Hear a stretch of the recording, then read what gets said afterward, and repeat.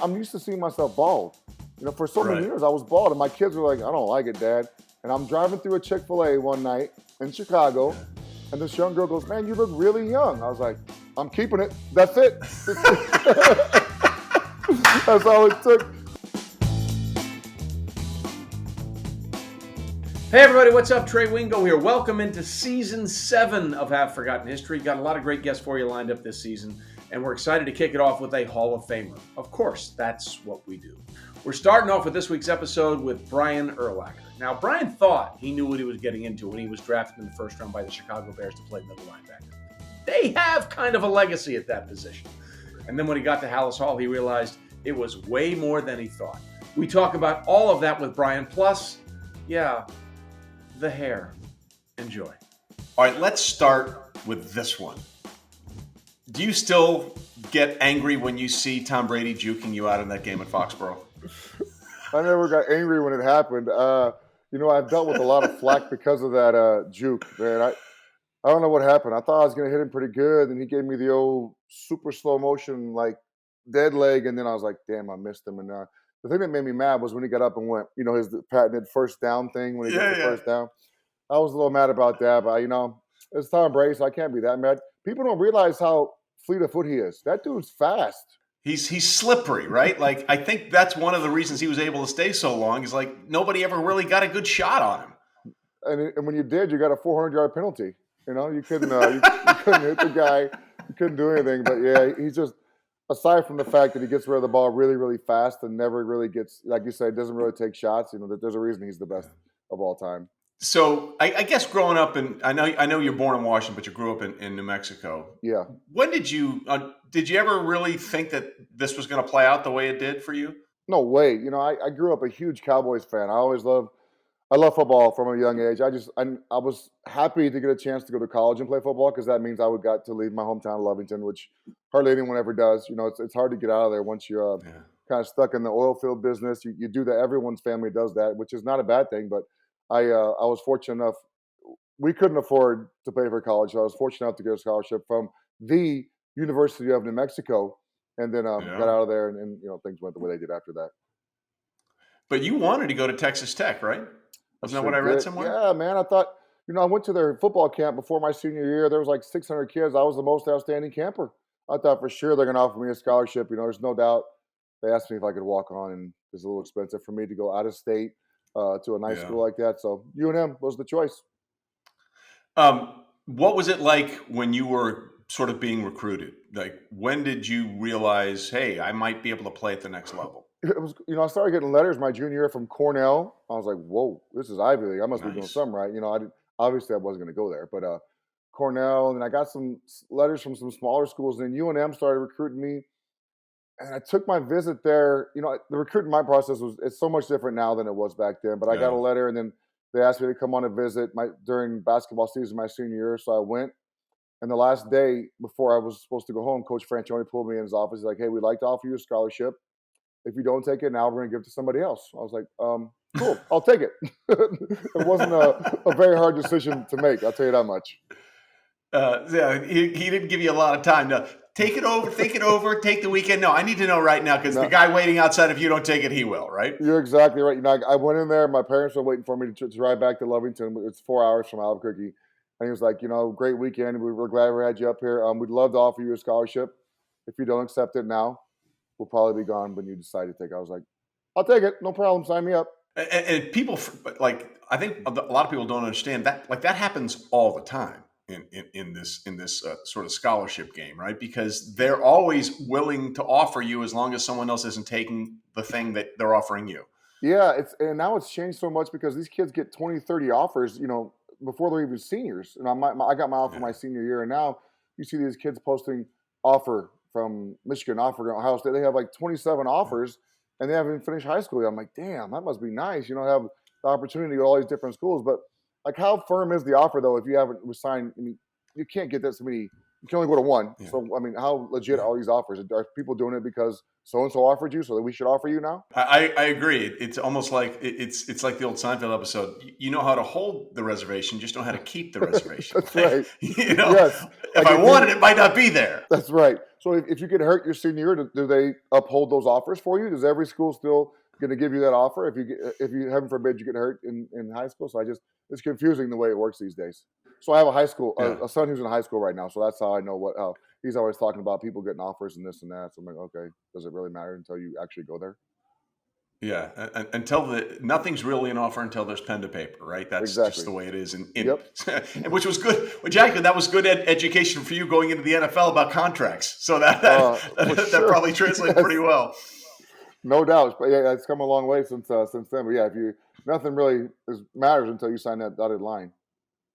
So you went there when Dennis Franchione was the coach, but he left to go to TCU, and you really blossomed at New Mexico when Rocky Long took over. What was it about what Rocky did with you that changed everything for you? Fran was a great coach. He's obviously gave me my scholarship, gave me a chance to play college football, but their defense, I was a linebacker, and it wasn't the same as Rocky's defense. Rocky's defense I was a rover. I played free safety / rover guy, just running around making plays. I did have some, I had assignments every play, but basically it was run to the football. And I could do that. I was I was 6'4", 245. I could run.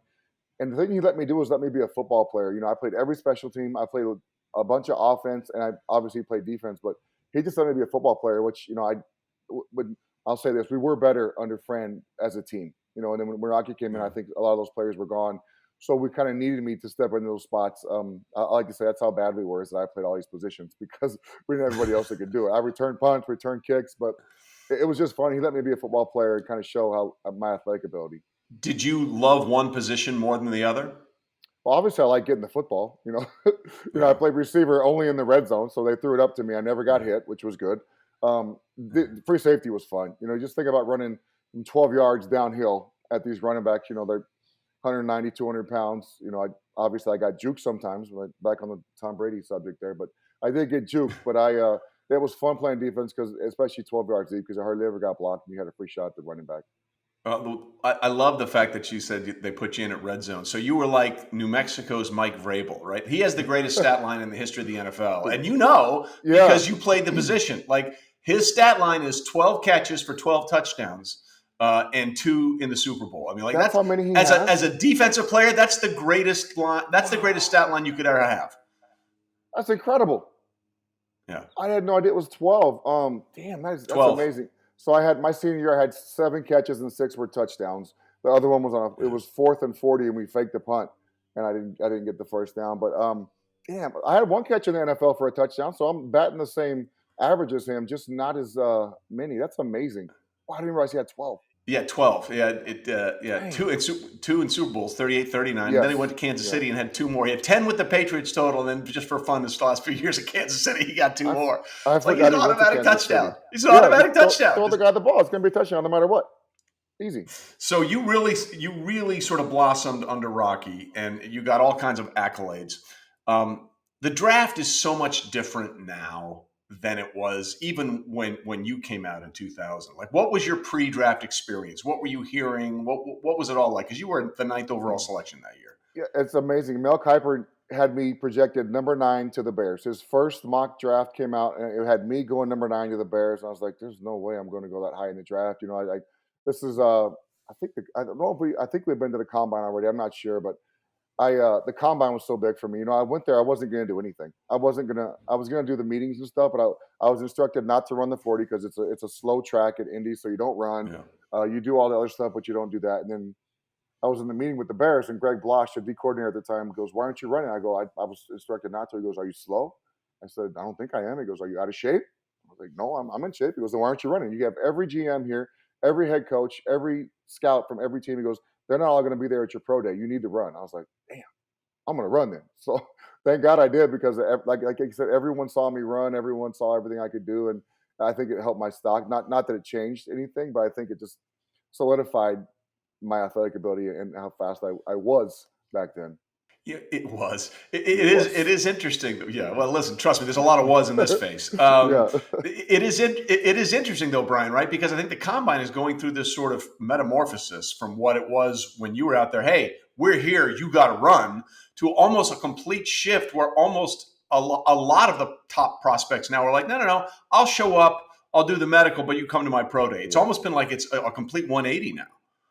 It is. It's so different. And you know, I get it with the guys at the big schools because there are going to be a lot of guys at their pro days anyway. You know, and I understand the comfort level you have at your own pro day. You dictate what happens. It's in your facility, probably a place you're pretty comfortable with.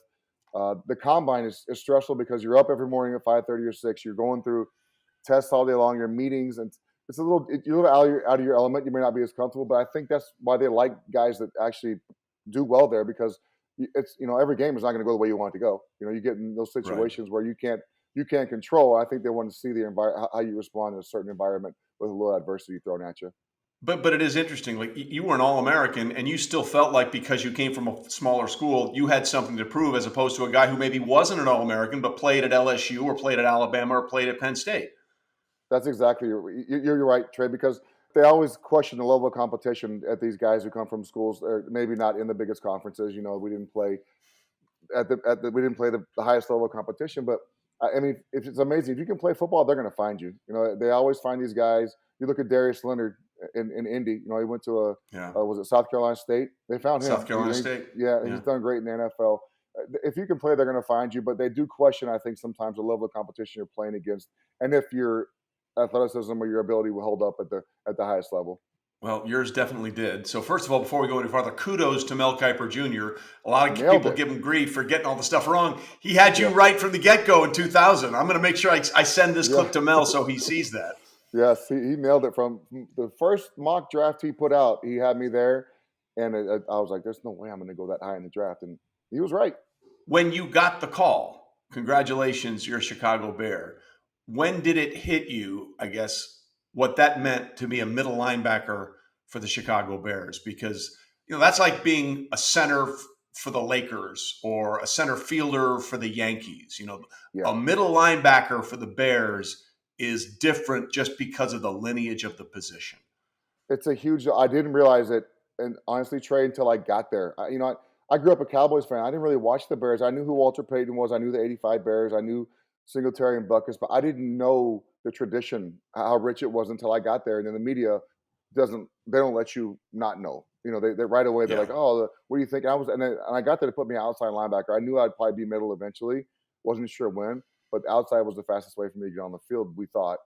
But you know right away the lineage and how, not just middle linebackers, but defense in general. You know, the fans love defense in Chicago. They love 6-3 football games. They love, whatever it is, low scoring games and the cold weather. That's the way it is. But I figured out pretty quickly what it was like, what the expectations were of a linebacker there. And I hadn't started playing middle until, I guess, the second game of my rookie year. I went the second half versus Tampa. Well, it's interesting that the first game that you played middle linebacker would be against Tampa, because you will forever be sort of known as the prototypical Tampa 2 linebacker, right? And for people that don't know, because I'm sure there's a lot of people that have heard that phrase, just explain to everybody what being a middle linebacker in the Tampa 2 defense requires. So, well, it's actually the Bear 2, Trey. We changed that, when Lovie got to Chicago. Because it's not fair. Bear 2. So it's not really we didn't play the Tampa 2. In Tampa 2, when they ran cover 2, the middle linebacker turned and sprint down the middle of the field. If it was a pass, Sheldon Quarles or whoever was the middle, he was gone. He's running 30 yards deep. And when Lovie got to the Bears, we changed it because I'm 6'4". It's a little. I don't have to go as deep down the field to get the ball above. They have to elevate the ball when I'm down the middle. So we gave me a chance, and plus we had Lance, really good linebacker. Lance Briggs, very good. Samoa. We had Nick Roach for a while, so we could change our drops based on different routes the teams run. So when we got Chicago, we changed it to Bear 2 because I wasn't essentially turning and sprinting down the middle of the field every time. Now, third and long, obviously you go, but it was just a term that was used because every time you saw cover 2 from Tampa, that middle linebacker was sprinting down the middle. And then when we changed it to Bear 2, I didn't always have to run down the middle. Now, at the beginning when Lovie got there, we did. It just took me out of so many plays. I didn't feel like I could be around the line of scrimmage because cover 2, 40 yards down the middle of the field every time, trying to make sure we don't get beat down the middle. So we did change it quite a bit over the years, and every year it changed. But it had to be somewhat of a compliment. Like you said, you're 6'2", 245 pounds. 6'4", the idea 6'4". that they thought you... I'm 6'4". 6'4", sorry. That's on me. Still that's 6'4". on me. Still 6'4". That's on me. I haven't started shrinking yet. There you go. Trust me, it'll come. I know. But I think that that's a compliment, even though it wasn't what you wanted to do. They believed that you could do that, right? There aren't many linebackers that will play that position that could go back 40 yards if they had to. Yeah, I think the combination. I was so lucky. The combination of size and speed back then was, it was different because most guys who played middle were 6'1", 225, 230, and they could run. They could get down the middle, which I could run at my size as well. But it's funny. I was talking to Drew Brees one time, and he said, we practiced against your cover 2 team all week long. He goes, and we always steal the seams. In practice, the seam was always there. And he goes, what you couldn't take into account was how tall you were. Because in the games, that ball has to be elevated, which gives the safeties a chance to break on the football, which is what you want. You want those guys to have a chance to close on the ball and also get it over me at the same time. He goes, so in practice, it was easy. But he said in the game, you just can't take into account how tall you are and how high you have to throw the football. So that was a compliment from one of the, in my opinion, one of the best of all time. Yeah, and also because he was really short, so that also helped. Exactly. He was. I looked huge to him because he was. Drew's 6 feet. I'm 6'4". He's like, I must look like a monster to him. Yeah, I still think Drew might be 5'11 3/4, but we'll have that discussion with him when he gets on the show. If you want to come on to me, that would be great. Sure, you would. So, did things really change for you in Chicago when Lovie got there? Like, was that the perfect combination of a player and a coach? It really was. And Dick Geron and Greg Blosh did a great job my first 4 years. But man, once he got there, the thing they did, he simplified our defense. Was we go into a game with like 6 calls. Most teams have this sheet of. That's crazy. And we go into a game with 6 calls, so there was no question what you're supposed to do. Every single play, you knew exactly what to do. There was no thinking; it was just reacting. And I think that's where my game took the next step because I was just reacting when he got there. I wasn't thinking. I was, my first few years out there was a lot of stuff going on, and I still feel like I played pretty well. My numbers would say that as well. If you're a numbers guy, but once he got there, I feel like my big plays went up, my picks, my tackles for losses, all those plays that, in my opinion, matter stats wise. Went up, but there was no doubt with every single play what every guy on defense was supposed to do. What you just said there is really interesting because I think a lot of people don't understand. Like thinking sometimes can kill you, right? Once the play begins, like the thinking part happens pre-snap, and if you're thinking post-snap, you're never going to make the play. You're exactly right, and I think that's why teams do all those motions and things and shifts before the play. Yeah. I know that's why because early on when they shifted, I was like, oh no. Like my first couple years, like, okay, now we have to go to this. Whereas when Lovie got there, their motion, all right, we go this. That happened, go to this. No big deal. So it was just bam, bam, bam. Now your gap doesn't really change. Maybe it does here. But, I mean, once the ball was snapped, you knew exactly where your key takes you to the ball every single time. It was so simple. As long as you knew your key, you knew where to go. We could just, you watch our defense and how fast we played under Lovie. It's because no one questioned what they were doing. We just flew to the football. And it all sort of culminated in the 2006 season when you guys ran through the NFC, went to the Super Bowl. Why don't we take our first break here? And when we come back with Brian Urlacher on Half Forgotten History, we'll talk about that magical season and what might have been in Super Bowl 41. Stay with us. We're coming right back. Welcome to our newest weekly segment, Trey's Trends, presented for the people by Caesars Sportsbook. Look, Caesars Sportsbook is the greatest betting app of all time. Why? Because Caesars makes everyone feel like an emperor. When you place your bets, win or lose, you earn more with Caesars Rewards. Dining, getaways, stays, so many perks, people. You see, let me explain what that means. In our world, Caesar isn't the only emperor. You see, there's no apostrophe in that spelling. Why is that? Because everyone who downloads the app will be treated like an emperor.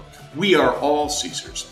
Caesars Sportsbook is the only sportsbook app with Caesars Rewards, which means win or lose, you earn reward credits every time you wager. Redeem them for things like sports tickets, dining, getaways, and so much more. Presented for the people by Caesars Sportsbook. All of the NCAA Tournament Sweet 16 invites are out, and once again, Cinderella's going to make an appearance at the ball. The St. Peter's Peacocks strutted their way past Kentucky as an 18.5-point underdog, and Murray State as an 8-point dog. Can the Peacocks keep the party going? Well, they're just the third 15 seed to reach the Sweet 16. And that's where the music stopped for the other two 15s to make it this far. Florida Gulf Coast in 2013 and Oral Roberts just last year. Both those teams did cover, though. In fact, Oral Roberts lost by just 2 points to Arkansas as an 11-point dog. St. Peter's begins this week as a 12.5-point underdog to 3-seeded Purdue. The Boilermakers have failed to cover in 10 straight games entering the tournament, but made the number in both their first and second round games. Last year, favorites were 6-2 straight up and 5-3 against the spread in the Sweet 16. Find more of Trey's trends at Caesar Sports on Facebook, Twitter, Instagram, and YouTube. 21 or older, 18 or older in D.C. must be physically present in Arizona, Colorado, Illinois, Indiana, Iowa, Louisiana, Maryland, Michigan, Nevada, New Jersey, New York, Pennsylvania, Tennessee, Virginia, West Virginia, or Washington, D.C. Sports betting is void in Georgia, Hawaii, Ohio, and Utah, and other states where prohibited. Know when to stop before you start. Gambling problem in Illinois, Maryland, New Jersey, Pennsylvania, West Virginia. If you or someone you know has a gambling problem, crisis counseling and referral services can be accessed by calling 1-800-GAMBLER, that's 1-800-426-2537, or in West Virginia, visit 1-800-GAMBLER.net. Arizona, call 1-800-NEXT-STEP. Colorado, D.C., Nevada, call 1-800-522-4700. Indiana, call 1-800-9-WITH-IT. Iowa, call 1-800-BETS-OFF. Louisiana, call 1-877-770-STOP. In Michigan, call 1-800-270-7117. Tennessee, call or text TN Redline at 1-800-889-9789.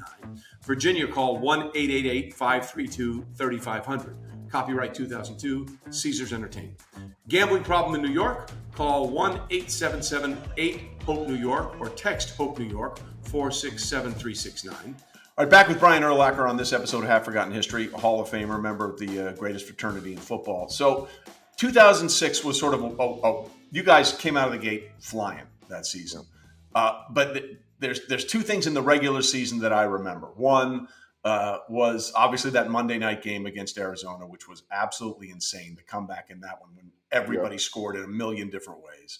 And obviously the recurring theme from Lovie, we're 8-1. Rex is our quarterback. We're going to be fine. We're 10-2. Rex is our quarterback. We're going to be fine. It felt like every week Lovie had to put in a qualifier that Rex Grossman was still your quarterback. It's unreal the pressure that they put on him to change quarterbacks. And Rex, I think the first 7 or 8 games of the year had like 24, 25 touchdowns through. I mean, he was in the MVP conversation early on in that season. Then we played Arizona, and I think he threw 4 picks and had a couple of fumbles, but we still won. That game was crazy. We didn't score an offensive touchdown, and we won the game 24-23. It was, 2 defensive touchdowns, and then Devin runs the punt back at the end. And then Neil Rackers missed the kick, a 37-yard field goal to beat us. He hadn't missed a kick in like 2 years, and he misses this one. So it was just our night. And then, Lovie, defended. You talk about a guy going to bat for his players over and over and over and over. I felt like his whole head coaching career in Chicago, he had to stand up for, because we had a lot of quarterbacks. So he was always at the podium defending his quarterback. So it's tough to be him. Yeah, it was. And the other thing I'll remember about that Monday night game, which was just so insane, it created a line for the ages for Denny Green, God bless him. They are who we thought that. When did you see that clip and realize, holy crap, we really got inside his grill on this one? He is pissed. I saw it in the locker room after the game, so that I went to do an interview right after the game with who called the game back then? Was it Joe Theismann and Kornheiser and Tirico maybe? I'm not sure who it was, but exactly right. Interview with them right after the game, and I went in the locker room, and the locker room was nuts. That's the craziest I've ever seen in a locker room after a game, because at halftime, Lovie was like, "We're going to win this game." Olin Kreutz was like, "We're going to win this game. There's no doubt." I was like, "Man, all right, I believe you, but let's go do something. We need to score some points anyway." And then I got in the locker room after the game. I still had my pads on. I was looking up at the TV. I was like, "Damn, Denny Green is pissed off." And he was saying, they are who we thought we were. They let them off the hook. And we played them in the third game in the preseason. So that was like the litmus test. And preseason, you play everybody, blah blah blah. They beat us in the third game of the preseason. Doesn't matter. And then, Leinart was the quarterback. Then he was the quarterback. That game as well, but we found a way to win that game. Luckily, somehow we beat the Cardinals that night. And then you get into the postseason as number 1 seed, and you guys get a scare in that divisional round against Seattle. That game was that was a nail biter. I think Robbie made like a 50-yard field goal in overtime to beat them, if I'm not mistaken. So we played them in the regular season and beat them 38-7. We beat them up pretty good. Sean Alexander did not play in that game. It was at Soldier Field Sunday night. We beat him up good. Sean was healthy for the playoff game. A little different when Sean Alexander was in there compared to the other guys, and their whole offense changed. But Jay played great that game. Remember, Jay threw like a 60-yard touchdown to Greg Olson, and then Robbie makes a 50-something yard field goal to win the game for us. And then after that, we rolled. I think we beat Saints 37-14 or 39-14 in NFC Championship. 39-14, yeah. And then we get to the stinking Super Bowl. So then you get to the Super Bowl, and it's first time the Bears have been there since Super Bowl 20 when they destroyed the Patriots 46-10. First of all, you're playing the Colts, who were at that point were an indoor, climate controlled team, and it's the worst Super Bowl weather ever. Like, I've covered 28 of these things. It's still to this day the worst weather for the day of the Super Bowl. It rained the entire game. You had to be thinking, this is ours. I mean, it's funny because everyone's like, "Oh, this is bear weather. This is bear weather. It's bear weather." Man, I agree. The weather that you would think the elements with what we played in all season long would favor us, but it damn sure didn't. We put the ball on the ground. They put the ball on the ground, and what we didn't play good defense that game. They had 450 yards of offense. They ran it. People don't talk about this. They rushed for 200 yards in the Super Bowl. That's not good. As a defense, that's not good at all. So, Peyton threw it for 250, but they rushed the ball pretty darn good that game, and we just couldn't. We played our cover two. We weren't going to let them beat us throwing the football. The thing we did get takeaways. There's one play that's going to haunt me the rest of my life. Mark Anderson caused a fumble, and I'm right there, and I try and jump on. And if I pick it up, there's no doubt I score because back then I was fast. I tried to dive on it, and it just knocked. We ended up getting the ball, but that play goes through my mind all the time because if I pick it up, there's no doubt I score, and maybe it changed the course of the game. I don't know, but just certain plays in every game I could say that about, I'm sure. But it's got to be frustrating, right? Because your instincts are, okay, don't try and scoop it because the ball is shaped weird. It could bounce. The safe play would be to just fall on it, right? And it still went against you. But that's not what we're coached. We're coached to pick the ball up and score. From day one when he got there, it was scoop and score every time the ball's on the ground. And then my dumb butt tries to dive on one and just get the ball back. Points were hard to come by for us in that game. So it would have been their defense was good then. They started the playoffs that year. And their defense remember they were terrible all season long. They were like number 32 in the league. And then when this playoff started, their rush defense went to number one. I was like, what the heck? Who are these guys? Bob Sanders should have been the MVP of that game. Peyton got it, but Bob Sanders should have been MVP. Anyway, that play haunts me till this day. Well, you're right. You're right about two things here because I think week 16 of the regular season, they gave up 374 yards on the ground to Jacksonville. Like the only thing that stopped Fred Taylor or Maurice Jones-Drew was the end zone. Otherwise, they could have run all the way to Tampa. You know what I mean? They could have gone as long as they wanted to. But you're right. In that run, in the playoffs, they started shutting down Larry Johnson and the Chiefs. That's right. Then they had to shut down Jamal Lewis and the Ravens in Baltimore. And then, of course, they got the Patriots at home in that AFC Championship game. That had Lawrence Maroney in it. But you're right. Suddenly that defense was amazing. So obviously it's the dream to see the confetti fall and realize you guys are winning the Lombardi Trophy. But the nightmare scenario is how quickly, if you're the team that doesn't win, they want you off that field, right? They're like, you got to go. You got to get out of here. Yeah, I had no problem leaving the field anyway, Trey. I was ready to get the hell out of there. After the confetti starts coming down. And you know what's weird? I was watching the Super Bowl this year. The confetti didn't come down quick at all. I watched it. It didn't seem like the game was over. I was watching it. The Rams just won. I'm looking for the confetti. I didn't see any confetti. But our game, I feel like the clock was running. The crap was pouring on my head from the Colts colors there. The blue and white from the Colts was raining down on my head. But, yeah, we got out the field pretty quick. And then, they go right to the interviews right after the game. So it was a pretty quick turnaround there. Yeah. And then you had another opportunity in 2010. Yeah. NFC Championship game in Chicago. Aaron Rodgers and company, they drive down and score on the first drive. I think he had a bootleg out to the left, right? First two drives. Yeah. But then you guys really shut him down. And that game is going to ever be known as the Jay Cutler game. Like, was he hurt? Wasn't he hurt? All that kind of stuff. And I remember right after the game, you gave a pretty intense defense of Jay. And because a lot of people were questioning what was going on with his knee and all that kind of stuff. Yeah. What was it like watching that as a defensive player? So I didn't know that it happened. I had no idea that he got hurt in the first half. And I think he came out in the third quarter and he wasn't the same. You could tell he couldn't throw the football. I was like, what's going on with him? And the next series, they put in, I think it was Todd Collins is who we had. Or was it Quinn or Collins? Either, it's hard to remember. But they put one of those guys in and it wasn't good. And then Caleb comes in there in the fourth quarter and kind of leads us back. But Jay Cutler's a tough dude. I mean, he may not have made some of the best decisions on the football field, but that dude was not a bitch. He was tough. Yeah. He would play he played with a dislocated thumb or a broken thumb the next season for the second half of a football game. So if he wasn't playing, it's because he was hurt. And I firmly believe that. And I knew that as a teammate of his. I knew the only reason he wasn't on the field is because he couldn't help our team win. or he physically couldn't do it. There's just something about him, though, right? Like that smoking Jay Cutler theme on the internet is the greatest thing in the history of the internet. Yeah. Like every picture, the cigarette should be there. It looks like it belongs. It does. Those things are funny, and I wasn't an internet guy or an Instagram guy. I don't even know if Instagram was out when I played, but now I see those memes all the time. It's funny. It's just the way he comes across. I guess I don't get it, because he is like the guy was talented. God, he made some throws. I was like, whoa, some guys in the NFL today can't make those throws, and he does it at ease. He did it all the time in practice in the games. He just had a cannon, and he could run as well. He'd be great in today's game because his mobility would be perfect for that read option stuff that everyone does now. Obviously, slide when you get the first down, but he'd be good in today's game.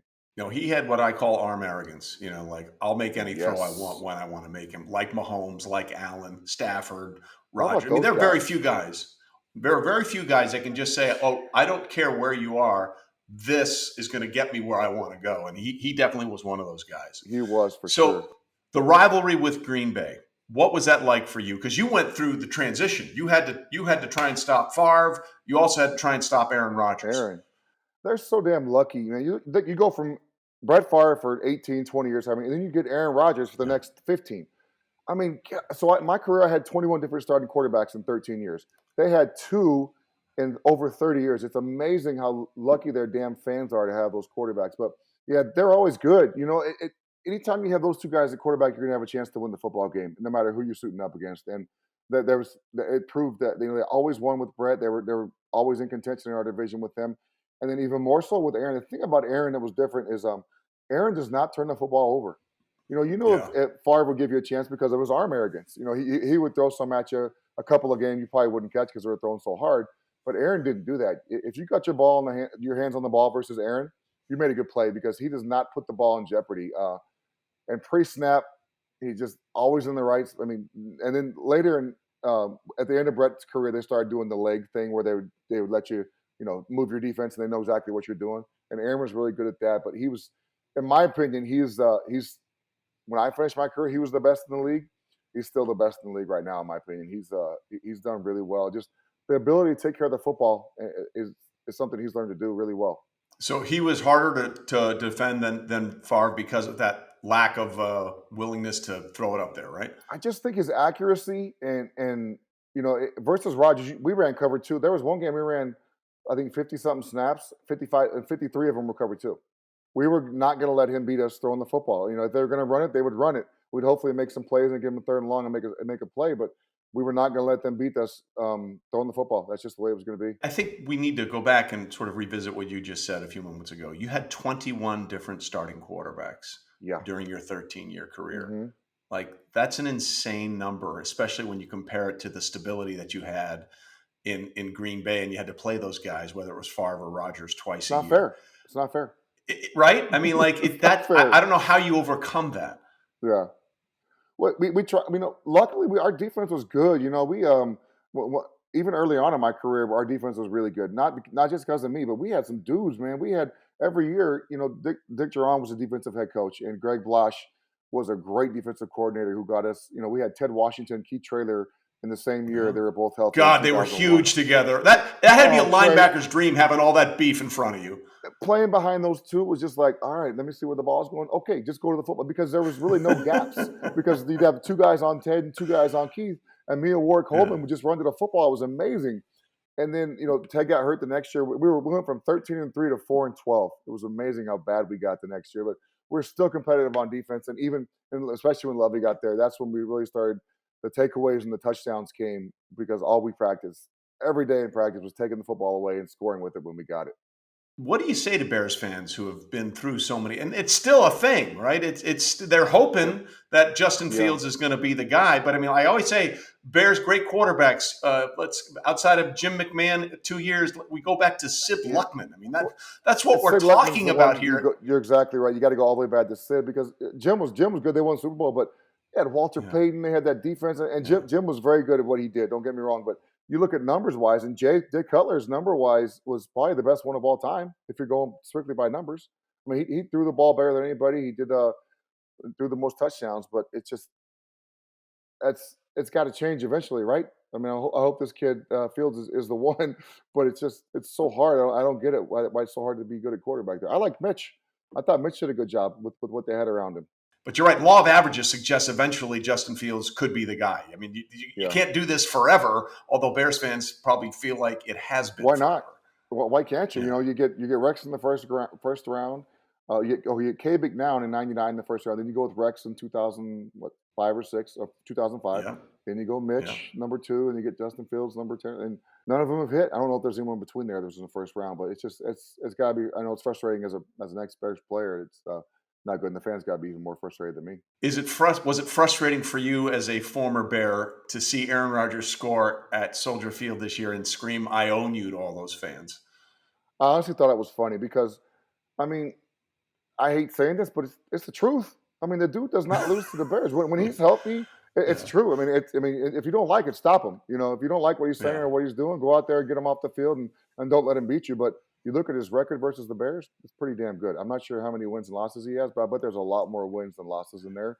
I think the W column is a lot thicker than the L column. Yeah, there may be 2 or 3 single-digit losses, like his pick numbers every year. So I would, I mean, if you don't like it, stop it and make him shut his mouth. Speaking of stopping it, you only played for one team in your career. Was that important to you? Was that something that you wanted to do? When I played, I didn't think about it, but looking back, it's a big deal. It's so hard to do that, especially these day and age with free agency and the way teams just cut you if you're older and you make a lot of money, they just cut you. You know, it's not a big deal to them anymore because there's no loyalty unless you play for the Steelers. There's no loyalty in football, so it's not a big deal.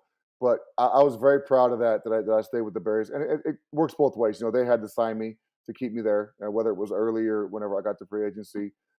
They took care of that, so it never really was an issue.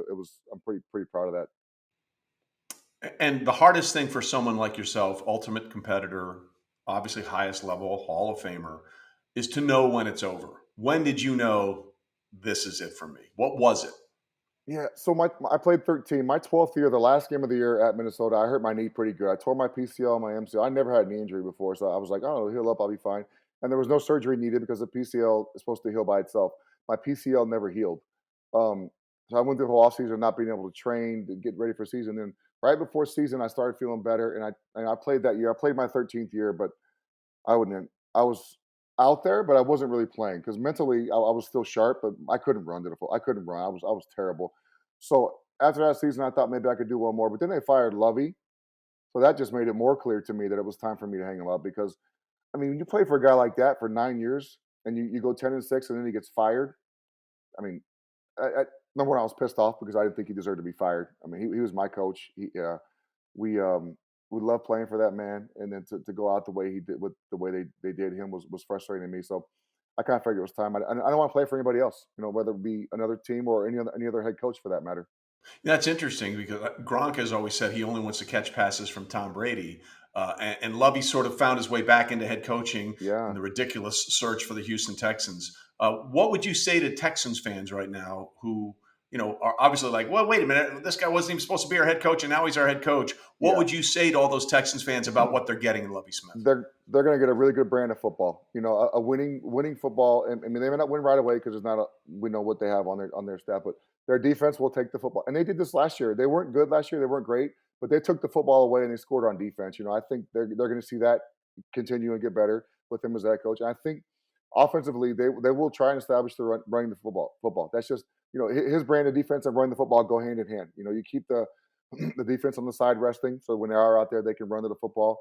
But they're going to see a team that plays hard on both sides of the football. You know, the one thing about him that I will say is we did in Chicago, we played hard on offense, defense, special teams. Even linemen were running to the football. You know, you see a guy catch a ball down the field. There's 5 linemen sprinting down there to block someone or congratulate him, whatever it may be. The guys run to the football. I think there says a lot about how he gets his point across to the players. You know, you're going to play hard for him or you're not going to play, no matter what position you are. Yeah. Listen, I wish him all the success. It's just such a terrible scenario in there with the way they built that team together. Why don't we take our second break? We come back. We'll talk to Brian Urlacher about the ultimate goal, wearing that gold jacket in Canton, Ohio. Stay with us. We're coming right back. Welcome to our newest weekly segment, Trey's Trends, presented for the people by Caesar Sportsbook. Look, Caesar Sportsbook is the greatest betting app of all time. Why? Because Caesars makes everyone feel like an emperor. When you place your bets, win or lose, you earn more with Caesars Rewards. Dining, getaways, stays, so many perks, people. You see, let me explain what that means. In our world, Caesar isn't the only emperor. You see, there's no apostrophe in that spelling. Why is that? Because everyone who downloads the app will be treated like an emperor. We are all Caesars. Caesars Sportsbook is the only sportsbook app with Caesars Rewards, which means win or lose, you earn reward credits every time you wager. Redeem them for things like sports tickets, dining, getaways, and so much more. Presented for the people by Caesars Sportsbook. All of the NCAA Tournament Sweet 16 invites are out, and once again, Cinderella's going to make an appearance at the ball. The St. Peter's Peacocks strutted their way past Kentucky as an 18.5-point underdog, and Murray State as an 8-point dog. Can the Peacocks keep the party going? Well, they're just the third 15 seed to reach the Sweet 16, and that's where the music stopped for the other two 15s to make it this far, Florida Gulf Coast in 2013 and Oral Roberts just last year. Both those teams did cover, though. In fact, Oral Roberts lost by just 2 points to Arkansas as an 11-point dog. St. Peter's begins this week as a 12.5-point underdog to 3-seeded Purdue. The Boilermakers have failed to cover in 10 straight games entering the tournament, but made the number in both their first and second round games. Last year, favorites were 6-2 straight up and 5-3 against the spread in the Sweet 16. Find more of Trey's trends at Caesar Sports on Facebook, Twitter, Instagram, and YouTube. 21 or older, 18 or older in D.C. must be physically present in Arizona, Colorado, Illinois, Indiana, Iowa, Louisiana, Maryland, Michigan, Nevada, New Jersey, New York, Pennsylvania, Tennessee, Virginia, West Virginia, or Washington, D.C. Sports betting is void in Georgia, Hawaii, Ohio, and Utah, and other states where prohibited. Know when to stop before you start. Gambling problem in Illinois, Maryland, New Jersey, Pennsylvania, West Virginia. If you or someone you know has a gambling problem, crisis counseling and referral services can be accessed by calling 1-800-GAMBLER, that's 1-800-426-2537, or in West Virginia, visit 1-800-GAMBLER.net. Arizona, call 1-800-NEXT-STEP. Colorado, DC, Nevada, call 1-800-522-4700. Indiana, call 1-800-9-WITH-IT. Iowa, call 1-800-BETS-OFF. Louisiana, call 1-877-770-STOP. In Michigan, call 1-800-270-7117. Tennessee, call or text TN Redline at 1-800-889-9789. Virginia, call 1-888-532-3500. Copyright 2002, Caesars Entertainment. Gambling problem in New York? Call 1-877-8-HOPE-NEW YORK or text HOPE New York 467-369. All right, back on Half Forgotten History with Hall of Famer Brian Urlacher. Okay, so you retire after 13 seasons. When did you really start thinking about the Hall of Fame? Probably a couple years after that, because I didn't know how it worked. I didn't know how the induction process worked. I didn't know how you go 5 years. I didn't know anything about it. I didn't pay attention when I played. I don't care. I didn't play football to go to the Hall of Fame. I played because I love the game, and I love my teammates and my coaches. But probably a couple years after, you start getting those phone calls, and you got all the media talking about, oh, you could be your first ballot's coming up in 2018, blah blah blah. But as a player, I never thought about it. And then when you get done, you start thinking about it more and more because people start talking about it. And so people started talking about it more. And did you think it was going to be a reality that quickly?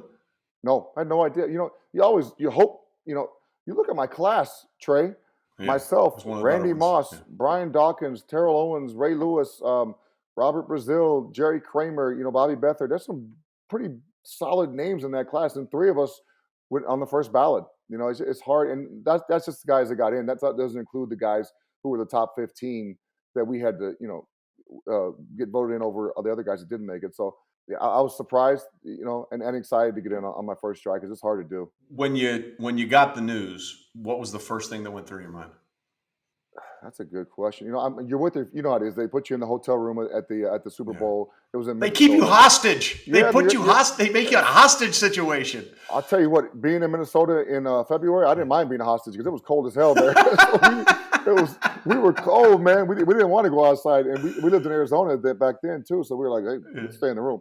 But yeah, they put you in your room for like 3 hours. You got to wait for all the experts, sports writers to vote on who's supposed to make it based on their having never played the game. They get to vote on who gets to go in the Hall of Fame. Anyway, I won't get into that right now, Trey. But that's a whole different show. Yeah, it's a different time. But you sit in your room. I was with my family. My wife was there, my 3 kids, a couple buddies in there. My agent was in there, and then you hear David Baker beat on your door. I was like, oh God, this could be really good. Because if you don't make it, they call you, if you make it, you get the knock. And then I got it. I was like, I was so happy.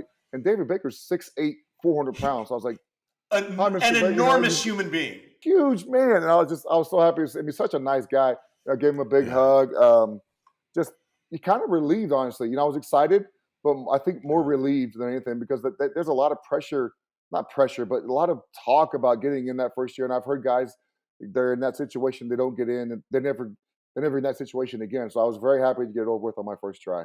Yeah. By the way, I got to tell you a quick David Baker story. We went. I took my son to the Hall of Fame this year, and he's not even a kid. He's in his 20s. But we saw David, and David said to my son, he said, "Hey, do you love your dad?" And chap said, "Yeah." He goes, "Good, because we're in love with the same guy." Like David's an all-timer, man. Like I never heard that one before. I'm like, all right, David, you got me though. That was good. It just makes you feel like $1 million when you talk to him, man. Everything's positive, and he's just to see a guy that big to be as like nice and I don't even know the word, just like sensitive as he is pretty awesome. He was great. So I got to ask you a couple of questions here. Is there a player that you played with or against during your time in the league that isn't in the Hall of Fame that you think absolutely should be? I mean, they're Olin Kreutz, in my opinion. So So Kevin Mawai, who is definitely a Hall of Famer, no doubt. He got in, I think, 2 years ago, and he was on our ballot my year as well and didn't make it in. Him and Olin are pretty much the same to me. I think Kevin played a few years longer, but Olin to me was, he made 7 or 8 Pro Bowls. He doesn't really get any talk about it. And that's a guy I play with. Another guy that drives me crazy is Zach Thomas. If you put Zach's stats next to my stats, don't put our names up there. Pick one. See who's in the Hall of Fame and who's not. I mean, we're very similar stat-wise. He may have a couple more All-Pros than I do, honestly. I don't understand. He's been on the finalist list a few years now, but those two guys right there, I mean, Devin, I think, is going to get. Devin Hester was on the ballot this year, didn't make it, and I think he'll get in. Julius will get in first ballot. Peppers, no doubt. He was a teammate of mine for a couple of years, but it's Olin and Zach are the two that really kind of frustrate me because I don't understand how they're not getting more light to get in there. Yeah, Zach is a tough one. You're right. The numbers are what they are for him, so I don't understand what you're looking for. Okay, best hit that you remember from your career, like one where you was like, "Oh, that was perfect." Receiving or giving? Giving. And then we'll hear receiving. Yeah. So my rookie year, we were playing the Colts, and it was late in the game. We were a 2-minute drill, and we were playing cover 2, and I was the hook dropper because Warwick they motioned over, so Warwick took the middle read. And E.G. Green runs like a little shallow crosser, and Peyton kind of leads him too far.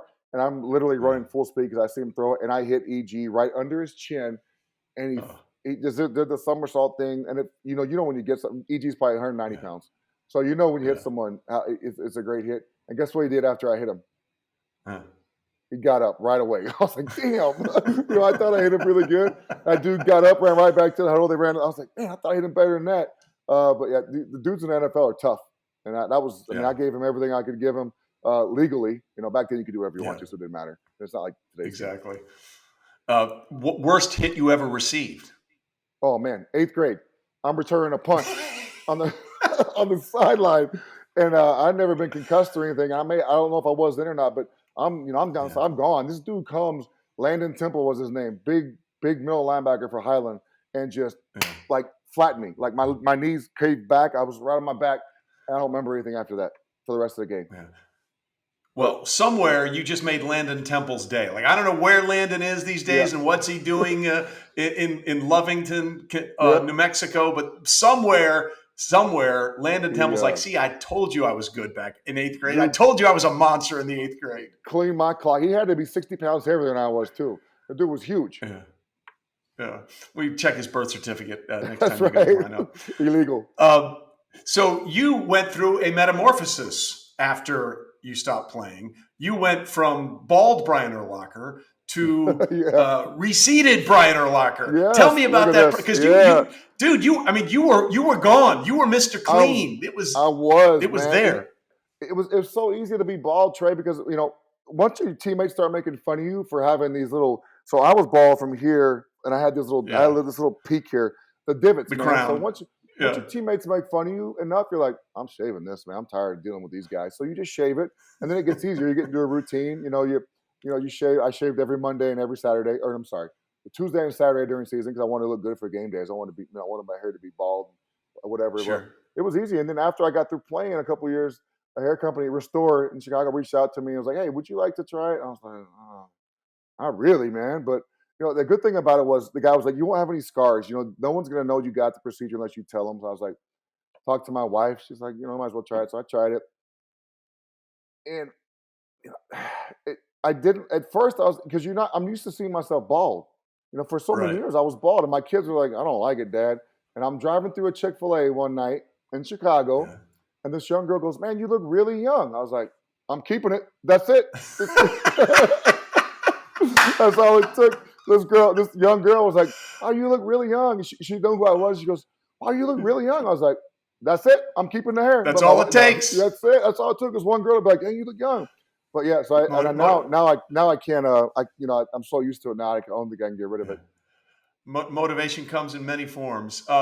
Yes. When did you decide to go totally public with it? Like, I think some people do it like pretend that no one noticed. Obviously, because you were completely bald, people were going to notice. But you leaned into it. There was no hesitation on your part. Yeah. Well, so we had a plan. So the company, we had a plan, and obviously I'm the spokesman for the company for Restore Hair there in Chicago. But Jordan, the owner, had a plan of like we had to keep it under wraps for 5 months because my hair was growing, so I had to keep a hat on. I had to go. So I had to wear hats to places I shouldn't be wearing hats, looking like an idiot. Like going to like a nice dinner with everyone else all suited up, and there's me wearing my hat cap like a dummy. So we had to try and keep it under wraps as long as we could. And then he had a release date, and then there was this huge like media thing. And my daughter texted me. She goes, "Dad, did you know you're trending on Twitter?" I go, "Is that a good thing, Pamela? Is that good or bad?" She goes, "No, it's good because because of the hair or whatever." But we did a huge release thing in Chicago, and it was a big deal. But yeah, it wasn't secret very long. Did you expect the reaction to be what it was? No way. I'm like, who cares? So I got hair. What's the big deal? I didn't think it was that big of a deal. But obviously, people thought it was a pretty big deal. I guess when you know someone is bald their whole life, it's I guess it's a big deal. Listen, I'm all for it, man. If it takes a young woman from Chick-fil-A to tell you look good with that hair, you keep that hair. That's a thing for me. So my kids were also okay with it too because I didn't want to embarrass them more than I already do. Yeah. So I wanted to make sure that they were going to be okay with it, and they were on board. Wifey obviously, she was like, "Oh, you look good. Might as well keep it." I think she said you don't look any worse. So I think that was a better way to put it.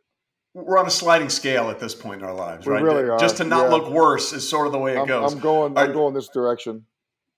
Here's the real question. Would bald Brian Urlacher kick hairy Brian Urlacher's ass? Well, yeah, because bald Brian was 260 and tough. Hairy Brian's 240, skinny, old, slow. Just trying not to get hurt. So when I work out now, my goal is to not get hurt, Trey. I do not want to get hurt. My number one thing is I want to be able to play golf, fish, ride my bike, and hang out with my kids and not get hurt. So I don't run anymore. Last time I ran, I pulled my hamstring playing softball like a dummy. No, thank you. So I just want to ride my bike, my mountain bike or my road bike, whatever, and then eat and just hang out. That's it. How many hole-in-ones for you? One. I made it 3 years ago on a par 4. On a par 4? 297-yard par 4 at our Seville here, the place I'm a member at, and obviously hit a 6-iron, 290, hit a punch 6-iron. Sure. I hit driver, and it was fading right in there. Sometimes you hit a good shot, and it kind of ends up behind the flag, and you think it's in the hole, and it's not, and you're disappointed. So I was like, it's behind the flag, no big deal. But it was in. So very excited about that. That's a strong flex. If you have one, to have it on a par 4 is pretty good. I was pretty happy. I'm still pretty happy about it, yeah. Yeah, I'm still searching, by the way. It's so frustrating. I've had a couple that I thought for sure. I've holed out a bunch from the fairway, but it's not the same. It's just not the same. I chipped in yesterday. I was pretty happy about that. I try to make a hole-in-one every time I play. It's hard to do.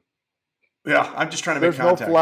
There's no flag that I don't shoot at. I don't care. I don't care if there's water here. You are the Dustin Johnson of former NFL golfers then. He will shoot at any flag. What do you miss most about not playing anymore? I miss my teammates and I miss my coaches. And I miss being in the building, like the camaraderie you have with not just the players and the teammates, but your equipment manager, your trainers, the strength coach, the guys who give you the video to watch during the week, the AV guys, just the people who made lunch. I miss, because you think about it, you go every day for 13 years, you're around all those people. You see them every day. you got relationships with them all, and then all of a sudden you retire and you don't see any of them. So for me, that was the hardest thing, is just to not see. Like, I still talk to my teammates, stuff like that, but to not be around the people that I was around every single day for 13 years, that was hard for me to kind of adjust to, and then kind of come to grips with it. That's not part of your life anymore. Yeah, in all the people that I've worked with and talked to, that's pretty much the thing. Look, they love the idea of playing, but it's that camaraderie, that feeling you get of being together on something. And I think that's why football's different than almost any other sport. And let me preach here for a second, because if it's basketball, if you have one or two players that are really good, you can dominate. It's not as team oriented. In hockey or soccer, a goalie changes everything. Baseball is a pitcher and a hitter, and eventually the rest of the guys get to play because the ball comes their way. Football is the only sport I know where everybody has to be pulling together or you are screwed. And that's what I love about it. You're exactly right. And, you're all, and I literally say, I love going to work every day, man. You go in there and you just screw around for 10 hours. I mean, you go into practice, you got meetings, but you're with your 50 out of 50 other 55 guys you probably really like. And there's a few that you're like, whatever. But it's so fun, man. I love going in there. And then you're screwing around the training room. You're messing with the trainers. You're messing with the equipment. You're just always doing something. It really is a bunch of big kids in there screwing around all day. And I love going to work every day. It was so fun to get paid to play football for a living. It was an amazing job. Well, listen, I'm one of many people that loved watching you play, and it was great to see you go into the Hall of Fame when you went in. And I always loved your career, loved the way you attacked the game, and it was great to catch up with you, man. And I hope we get more par 4 hole-in-ones in your future very soon. I'm gonna keep trying. I'll tell you that much. Every time I get, if the hole's 350, I can get there, no doubt. I never do, but in my mind, I'm like, I'm driving the green. This is par 4, 3. I'm supposed to be on the green in 1. Never happened. That's the only way to play. It is. Thanks for having me on your show. I appreciate it. So once again, thanks to Brian Urlacher for helping us kick off Season 7 of Half Forgotten History, but we're just getting started. Coming up next week, one of the more interesting players I've ever had a chance to cover and talk to in my entire 30 years of covering the NFL. He was also a first-round pick. A team traded their entire draft to pick him, and then he decided, well, maybe football's not for me. Ricky Williams is one of the most fascinating people you will ever have a conversation with, and that's coming next week. We'll see you then on Half Forgotten History.